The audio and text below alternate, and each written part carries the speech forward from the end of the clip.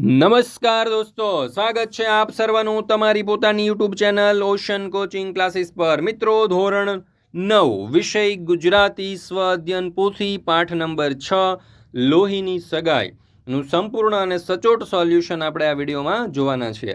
મિત્રો, આપણી આ ચેનલ ઉપર ધોરણ 9ની ગુજરાતી સહિતના દરેક વિષયની જેટલી પણ સ્વ અધ્યયન પોથીઓના જેટલા પણ પાઠ છે તેમના વિડીયો અને પીડીએફ મુકાઈ ચૂક્યા છે સંપૂર્ણ સોલ્યુશન સાથે કલરફુલ ફોન્ટની અંદર, જે તમને બીજી કોઈ પણ ચેનલ ઉપર જોવા નહીં મળે। તો જરૂરથી આપણી આ ચેનલને સબસ્ક્રાઇબ કરી દેજો, વિડીયોને લાઇક કરી દેજો અને સરસ મજાની કોમેન્ટ પણ આપી દેજો। વિડીયો પસંદ આવે તો લાઇક કરવાનું અને સરસ મજાની કોમેન્ટ આપવાનું ભૂલશો નહીં। ચાલો દોસ્તો, તો શરૂ કરીએ। ધોરણ 9 વિષય ગુજરાતી પાઠ નંબર 6 લોહીની સગાઈ સ્વ અધ્યયન પોથી સચોટ અને સંપૂર્ણ સોલ્યુશન વિભાગ બી। નીચેના જોડકા યોગ્ય રીતે જોડીને ફરીથી લખો। એમાં પહેલું છે કૃતિ લોહીની સગાઈ, તો એના કરતા આવશે ઈશ્વર પેટલીકર। બીજું છે લોહીની સગાઈ કૃતિના સાહિત્ય પ્રકાર, તો એમાં જવાબ આવશે નવલિકા। ત્યાર પછી ઉક્તિને આપણે એના પાત્ર સાથે જોડવાનું છે, તો ઉક્તિ છે મંગુને ખોટા લાડ લડાવીને તે જ વધારે ગાંડા કરી મૂકી છે, તો એમાં જવાબ આવશે કમુ। ચોથું, મુઈનું રૂપ તો એવું છે મૂર્તિઓ એના જોતા સામો હા પાડી દે, તો જવાબ આવશે પડોસણ। પાંચમું, આ છોડીની માં નથી, તો અહીંયા જવાબ આવશે મુસાફર। ને છઠ્ઠું, આજથી હું એની નવી બા થઈ છું, તો અહીંયા જવાબ આવશે વિકલ્પ 6 મેટ્રન। મિત્રો, ધોરણ 3 થી 12ની કોઈ પણ પ્રકારની પીડીએફ અને પીપીટી તમારે જોઈતી હોય તો તમને મળી જશે ઓશન કોચિંગ ક્લાસીસ પરથી। જેમ કે હાલમાં તમે જે સ્વ અધ્યયન પોથીનો અભ્યાસ કરી રહ્યા છો તે સ્વ અધ્યયન પોથીના સોલ્યુશનની પીડીએફ જોઈતી છે, ગાલા સ્વાધ્યાય પોથી જોઈએ છે, દરેક પાઠની સમજૂતી જોઈએ છે, સ્વાધ્યાય જોઈએ છે, પ્રોજેક્ટ પ્રવૃત્તિ, પ્રયોગ પોથી, કોઈ પણ પ્રકારની પીડીએફ જોઈતી હોય, અને હા, એ પણ પાછી વોટ્સઅપ પર પીડીએફ જોઈતી હોય તો પણ તમે અહીંયા નંબર આપેલો છે 70 46 22 22 54, આ નંબર પર કોન્ટેક્ટ કરી સંપર્ક કરી સોલ્યુશનની પીડીએફ મેળવી શકો છો। ચાલો, અને સાથે સાથે જો આપણી એપ્લિકેશન પણ છે અને એપ્લિકેશન પર પણ પીડીએફ મુકાઈ ચૂકી છે, જરૂરથી એપ્લિકેશન પણ ડાઉનલોડ કરી લેજો। ત્યાં પણ તમને દરેક પીડીએફ અવેલેબલ છે, તમે એનો અભ્યાસ કરી શકો છો। આ સ્વાધ્યાયન પોથીના સોલ્યુશન માટે તો ઉપયોગી થશે જ, સાથે સાથે પરીક્ષાની તૈયારી માટે બહુ ઉપયોગી છો મિત્રો। ચાલો, આપણે સ્વાધ્યાયન પોથીને આગળ વધારીએ। પ્રશ્ન નંબર 2, નીચેના પ્રશ્ન માટે આપેલા ખાલી જગ્યાઓ પૂરો। એમાં 7મું, અમૃત કાકી દવાખાનાને ખાલી જગ્યાની ઉપમા આપતા, તો જવાબ આવશે પાંજરાપોળ। 8મું, નાતમાં વટલાઈ જવું એટલે તેના જેવા થઈ જવું। 9મું, આ વાર્તાના કેન્દ્રમાં ખાલી જગ્યાની ચરમસીમાનું આલેખન છે, તો માતૃત્વ। 10મું, અમૃત કાકીની સમગ્ર મમતા ખાલી જગ્યા પર અભિષેક કરતી હતી, તો મંગુ। 11મો સવાલ, અમૃત કાકીનો આશાભર્યો ખાલી જગ્યા મહિનો આવ્યો છતાં મંગુ ડાહી ન થઈ, માગશર। 12મું, શહેરના કન્યા વિદ્યાલયમાં ભણતી ખાલી જગ્યા નામની દીકરી ગાંડી થઈ ગઈ, તો કુસુમ। ત્યાર પછી એક વાક્યમાં ઉત્તર લખો। એમાં 13મો સવાલ, ડાક્ટર અમૃત કાકીને આશ્વાસન આપતા શું કહે છે? ઉત્તર, ઘરડા બા અને બાજુમાં ઊભેલા દીકરા તરફ આંગળી કરતા ડાક્ટરે કહ્યું, આ તમારા દીકરા જેવો મને પણ દીકરો ગણજો, દીકરીને દવાખાનામાં નહીં પણ દીકરાને ઘેર મૂકી જાઓ છો એમ માનજો। 14મો સવાલ, મંગુ માટે જ્યોતિષે કયું ભવિષ્ય ભાખ્યું? એક જોશીએ ભવિષ્ય ભાખ્યું હતું કે આવતા માગશર મહિનામાં મંગુની ગ્રહ દશા બદલાય છે એટલે એને સારું થઈ જશે। 15મો સવાલ, પત્ર મળતા તરત દીકરો આવી પહોંચ્યો ત્યારે અમૃત કાકીના મનમાં કયો વિચાર આવ્યો? ઉત્તર, અમૃત કાકીના મનમાં વિચાર આવ્યો કે પોતે દીકરાને પત્ર લખ્યો તે જ મોટી ભૂલ કરી, એ વિશે ઉતાવળ હતી કે શિયાળાની ટાઢમાં મંગુને દવાખાને ધકેલવી પડે। 16મો સવાલ, વહુઓની પતિ આગળ શી ફરિયાદ હતી? વહુઓની પતિ આગળ એક જ ફરિયાદ હતી કે દીકરાના બાળકો અમૃત કાકીને દીઠા ગમતા નથી અને ગાંડા હીરાને છાતીએથી અડગો કરતી નથી। નીચે આપેલા પ્રશ્નોના 3-4 વાક્યમાં ઉત્તર લખો। એમાં 17મો સવાલ, અમૃત કાકીએ દવાખાનામાં મંગુ માટે કરેલી ભલામણો ટૂંકમાં લખો। તો અમૃત કાકીએ દવાખાનામાં મંગુ માટે નર્સને ભલામણો કરી, મંગુને મૂંગા ઢોર જેટલી ભાન નથી, એ સૂકો રોટલો ખાતી નથી, સાંજે વાળુમાં રોટલો દૂધ ચોળીને આપજો, દૂધ ના હોય તો દાળમાં ચોળી આપજો, અને દહીં બહુ ભાવે છે જે 2-3 દહાડે આપજો, એ માટે વધારાનો ખર્ચ થશે તે અમે આપીશું, જે ચાકરી કરશે તેને પણ રાજી કરીશું, આવી બધી ભલામણો કરી। 18મો સવાલ, કયા વિચાર વહેણથી અમૃત કાકીની આંખોમાંથી પાણી વહી જતું?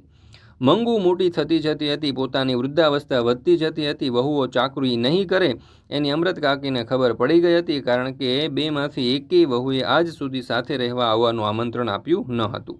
એ સ્થિતિમાં એને કદાચ સારું થઈ જાય અને એને મટી જાય કે ન મટે તો પણ મેં એને દવાખાનામાં ગોઠી જાય તો મરતી વખતે પોતાને એક જાતની શાંતિ રહે કે એની ચાકરી કરનારું દુનિયામાં પારકું પણ છે ખરું. આ વિચાર વહેણ સાથે અમૃત કાકીને આંખોમાંથી પાણી વહી જતું. 19મો સવાલ. મંગુને દવાખાને મૂકી આવ્યા પછી અમૃત કાકીના દીકરાએ કેવી વ્યથા અનુભવી? ઉત્તર. મંગુને દવાખાને મૂકી આવ્યા પછી તેના ભાઈને ઊંઘ આવતી નથી. એની છાતી પરથી વેદનાનો કાળ મીંડ પથ્થર મુકાઈ ગયો હતો. માના ડુસકાની સાથે એની આંખમાંથી પણ આંસુ વહેવા લાગ્યા. તેને થાય છે કે મારી માને કેટલી વેદના થતી હશે. વેદના માના હૈયાનું માંસ કેવી ક્રૂર રીતે ગૂંથી રહી હતી તેનો સાક્ષાત્કાર જીવનમાં પહેલી વખત દીકરીને થયો. એનું હૈયું પોકારી ઉઠ્યું. માનું આ દુઃખ જોઈ ઉપાયે ટાળવું જોઈએ. દીકરો થઈને આટલું હું ન કરી શકું તો મારું જીવન જીવતર ધૂળ છે. એ સાથે એના અંતરે પ્રતિજ્ઞા કરી કે હું મંગુને જીવતા સુધી સારી રીતે પાળીશ. વહુ એના મૂળ મૂત્ર ધોવા તૈયાર નહીં હોય તો હું ધોઈશ. આ પ્રતિજ્ઞા કરતાની સાથે જ વેદનાનો કાળ મીંડ પથ્થર એની છાતી ઉપરથી ખસી ગયો.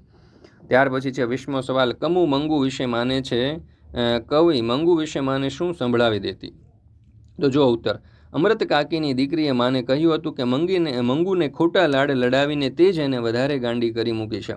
12 વર્ષની મંગુને ટેવ પાડીએ તો એને જાડો પેશાબ ક્યાં કરવો અને ક્યાં ન કરાય એનું ભાન આવે. ભૂલ કરે તો લપડાક ચોડી દીધી હોય તો બીજી વખત ધ્યાન રાખે. દવાખાનામાં મૂકવાથી જાડો પેશાબ કરવાનું ને કપડાં પહેરવાનું ભાન આવે તોય પૂરતું છે. ભાભીઓ સમયસર ખાવા ન આપે એવી કજાત પણ નથી.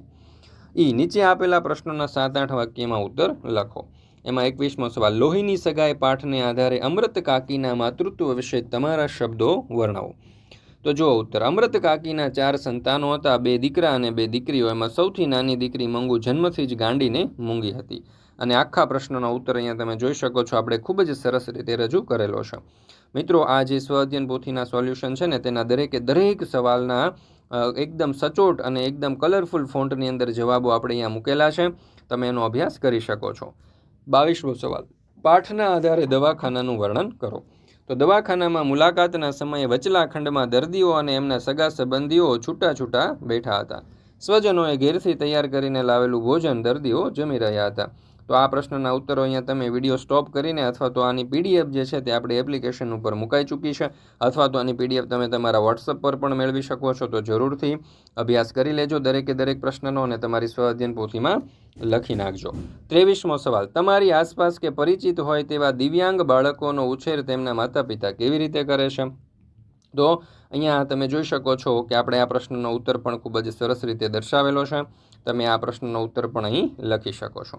મિત્રો, અહીંયા તમારા માટે ખાસ મહત્વની સૂચના છે કે ધોરણ 10ના ગુજરાતી વ્યાકરણ વિષયની જે બોર્ડની પરીક્ષા માટે ઉપયોગી થાય ને, 9 અને 10 બંને માટે, બરાબર, તો 9 અને 10 બંને માટેનું જે ઉપયોગી ગુજરાતી વ્યાકરણ જે છે તેનો વિડીયો અને પીડીએફ આપણી એપ્લિકેશન ઉપર, એટલે કે આખો કોર્સ જ આપણી એપ્લિકેશન ઉપર મુકાઈ ચૂક્યો છે, જેમાં ગુજરાતી વ્યાકરણના બધા જ ટોપિક કવર થઈ જશે. તમને ખૂબ જ ઉપયોગી થશે.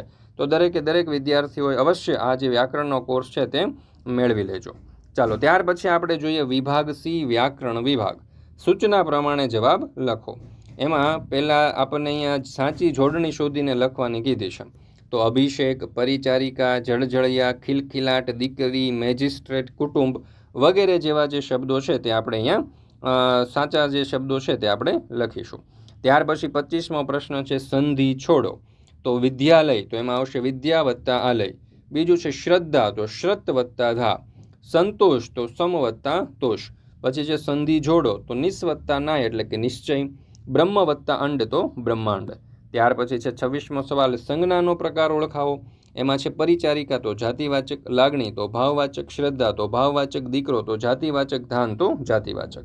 ત્યાર પછી છે 27મો સવાલ સમાનાર્થી શબ્દ કૌંસમાંથી શોધીને લખો. ઉપચારનું સમાનાર્થી સારવાર, ચાકરીનું નોકરી, લોહીનું રુધિર, આંખનું નેત્ર, ટેવનું આદત, મહિનોનું માસ, ઢોરનું પશુ, આશ્વાસનનું સાંત્વના અને વસવસોનું અફસોસ. ત્યાર પછી છે 28મો સવાલ નીચેના શબ્દોમાં કયો પ્રત્યય લાગેલો છે તે જણાવો. પેલું છે અબુધ, તો પૂર્વ પ્રત્યય. કજાત, તો પૂર્વ પ્રત્યય. ચાકરી, તો પર પ્રત્યય. પ્રત્યક્ષ, તો પર પ્રત્યય. અસહ્ય, તો પૂર્વ પ્રત્યય. અને સ્વજન, તો પૂર્વ પ્રત્યય.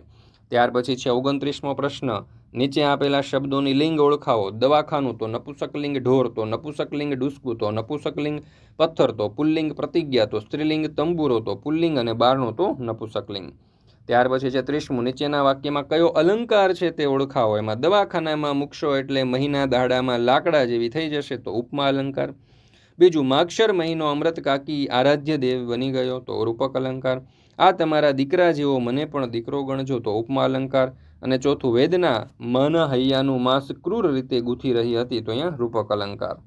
ત્યાર પછી છે 31મું. શબ્દનો સાચો સમાસ. વૃદ્ધાવસ્થા તો કર્મધારય, ભૂખી તરસી તો દ્વંદ્વ સમાસ. ત્રીજું છે કન્યા વિદ્યાલય તો દ્વંદ્વ સમાસ. જાડા પેશાબ તો દ્વંદ્વ સમાસ. દવાખાનું તો મધ્યમ પદલોભી. અઠવાડિયું તો દ્વિગુ સમાસ. અને 4-5 તો દ્વંદ્વ સમાસ. ત્યાર પછી છે વિશેષણ. તો ખોડા ઢોરને પાંજરા પોડવા મૂકી આવવા જેવું કહેવાય તો ખોડા વિશેષણ છે. ત્યારે જ મારી લોહીની સગાઈ ખરી તો અહીંયા લોહી વિશેષણ છે. અબુદ્ધ દીકરીનું આ દુનિયામાં કોઈ નથી તો અહીંયા વિશેષણ અબુદ્ધ છે. 33મું. નીચેના વાક્યમાંથી સર્વનામ શોધો. તું કાંઈ કાયમ બેસી રહેવાની નથી તો અહીંયા સર્વનામ તું છે. હું મંગુને જીવતા સુધી સારી રીતે પાળીશ તો અહીંયા સર્વનામ હું છે. ત્યાર પછી છે પ્રશ્ન નંબર 34. તળપદા શબ્દોનું શિષ્ટરૂપ. તો બોન એટલે બહેન, ભણી એટલે તરફ, છોડી એટલે દીકરી, ખોડું એટલે મૂંગું, મેણું એટલે મરણ, ભાળવણી એટલે સાર સંભાળ. ત્યાર પછી છે વિરુદ્ધાર્થી શબ્દ. એમાં પ્રત્યક્ષનું વિરુદ્ધાર્થી પરોક્ષ, વાચાળનું મૂંગું, નિંદાનું વખાણ, સૂકુનું ભીનું, અવ્યક્તનું વ્યક્ત, સધવાનું વિધવા અને ટાઢકનું ગરમી. પછી છે પ્રશ્ન નંબર 36. કાળ ઓળખાવો. એમાં અમૃત કાકી ડુસકું ભરતા બોલ્યા તો ભૂતકાળ. આવતા માગશર મહિને મંગુની દશા બદલાય છે તો ભવિષ્યકાળ. અને ગામની એક દીકરી કુસુમ ગાંડી થઈ ગઈ તો ભૂતકાળ. ત્યાર પછી છે પ્રશ્ન નંબર 37. નીચે આપેલા રૂઢિપ્રયોગોનો અર્થ લખી વાક્ય પ્રયોગ કરો. પહેલું, હૈયે ટાઢક વળવી એટલે કે શાંતિ થવી અથવા રાહત થવી. વાક્ય, દીકરો સહી સલામત ઘેર પાછો ફરતા માના હૈયે ટાઢક વળી. ગોઠી જવું એટલે કે ફાવટ આવવી. વાક્ય, નવી શાળામાં જતા મંગળ થોડા જ દિવસોમાં મિત્ર સાથે ગોઠાઈ ગયો. પારાયણ કરવું એટલે કે રટણ કરવું. વાક્ય, દાદા દરરોજ વહેલી સવારે ભગવદ્ ગીતાનું પારાયણ કરે. પનારે પડવું એટલે કે માથે પડવું. ફરજિયાતપણે સંબંધમાં રાખવું પડે તેવી અવસ્થા. વાક્ય આવશે, વેપારમાં ભારે નુકસાન થતાં તે પનારે પડી ગયો. ત્યાર પછી છે હૈયું કકળી ઉઠવું તો હૃદયમાં દુઃખ થવું. વાક્ય આવશે, અનાથ બાળકની હાલત જોઈને સૌનું હૈયું કકળી ઉઠ્યું. શોકના વાદળ છવાવા તો ઘરમાં દુઃખનું વાતાવરણ છવાવું. વાક્ય, પિતાના અવસાનથી સમગ્ર પરિવારમાં શોકનું વાદળ છવાઈ ગયું. જીવતર ધૂળ હોવું એટલે કે જીવન વ્યર્થ હોવું. વાક્ય, શિક્ષણ વિના મનુષ્યનું જીવતર ધૂળ સમાન હોય છે. 38મો છે શબ્દ સમૂહ માટે એક શબ્દ. એમાં પેલું, બીમાર કે અશક્ત ઘરડા ઢોરને રાખવાનું સ્થાન તો પાંજરાપોળ. મસ્તક પર થતી જલધારા તો અભિષેક. સાંજનું જમણ તો વાળું. ખાટલાની બંને બાજુનું ઊભું લાકડું તો ઈસ. મૃત્યુ પામેલાની નજીકના સગાની પોક તો મરણપોક. ત્યાર પછી છે 29મું. ધ્વનિ ઘટકો છૂટા પડવાના છે માતૃત્વના પહેલામાં. તો મ વત્તા આ વત્તા ત વત્તા રૂ વત્તા ત વત્તા વ વત્તા અ.